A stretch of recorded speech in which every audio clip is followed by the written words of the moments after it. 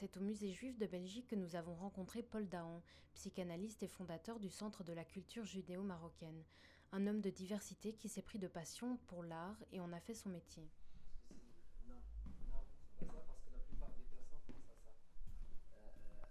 Et toi aussi, en 1510, les Juifs ont été, comme vous le savez, en même temps que les musulmans, expulsés d'Espagne, et une grande majorité d'entre eux sont arrivés au Maroc avec la population arabe qui venait d'Espagne. Et donc c'était des gens qui avaient beaucoup de choses en commun, puisqu'ils arrivaient d'une culture qui était plus sophistiquée, et ces gens se sont installés principalement en Tanger, Tétouan, Fès, Meknès, dans les villes, ce qu'on appelait plus tard les villes impériales. Ils ont amené une culture assez sophistiquée. C'est ce qu'on appelle la langue judéo-arabe. Donc vous voyez, c'est une écriture hébraïque, mais il y a des spécialistes qui lisent ça, et c'est de l'arabe.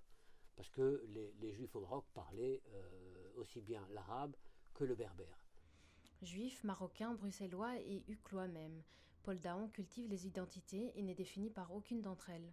Moi, je suis né au Maroc, je suis né à Fès en 1947. Ma mère est marocaine depuis plusieurs générations. Au niveau de l'identité, de dire je suis marocain, ça ne dit pas grand-chose.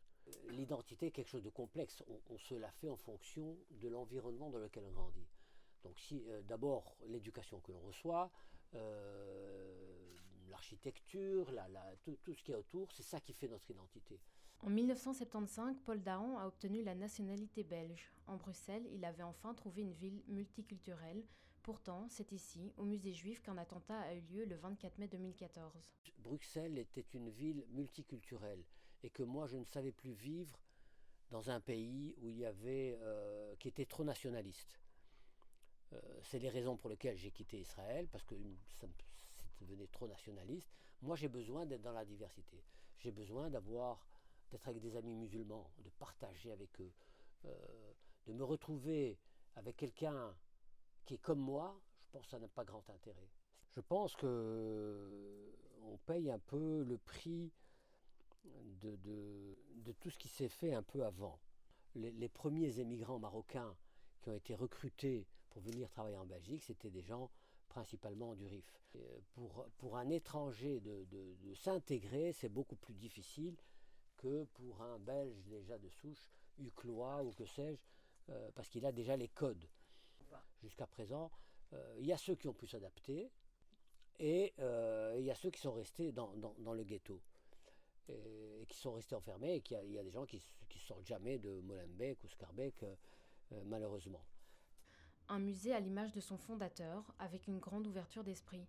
Un endroit aussi, Bruxelles, symbolique puisqu'elle permet d'être juif, marocain ou l'inverse.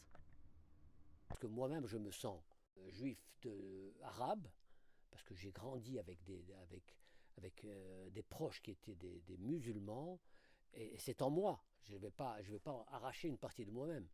Là où je sais que c'est un atout, c'est que malgré toutes sortes de choses qui se passent, je ne généralise jamais, et je ne vais jamais le faire, et j'inculque ça à mes enfants, à dire les musulmans, les juifs, etc. Ça, c'est une façon de stigmatiser un problème. Il faut voir les choses, chaque personne a un nom, il faut nommer les choses.